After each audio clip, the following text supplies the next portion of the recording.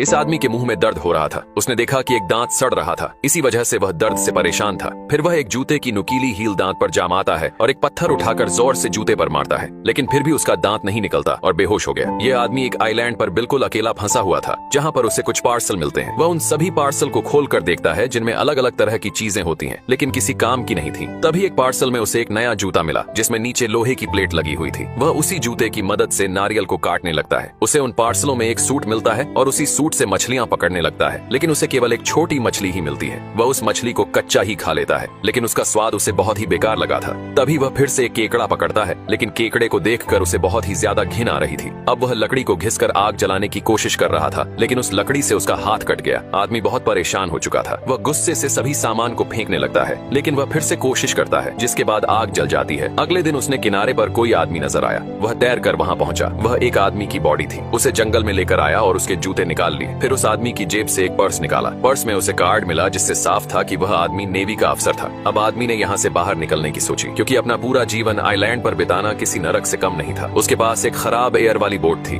आदमी ने बोट को ठीक किया और अगली सुबह का इंतजार किया, लेकिन सामने बड़ा समुंदर था जिसकी लहरें बहुत बड़ी थीं। आदमी बिना सोचे निकल पड़ा, पर समुंदर की लहरें उसके हौसले को तोड़ रही थीं, बार बार उसे पीछे धकेल रही थीं। आदमी फिर भी मुकाबला करता रहा, लहरों से लड़ता रहा। तभी उसने पीछे देखा, वह और किनारे के पास पहुंच गया था। अब उसे गुस्सा आया और खुद को शांत किया। एक बहुत ऊंची लहर आने वाली थी। आदमी तेजी से आगे बढ़ रहा था, लेकिन अफसोस उसकी नाव पलट गई और वह डूब गया।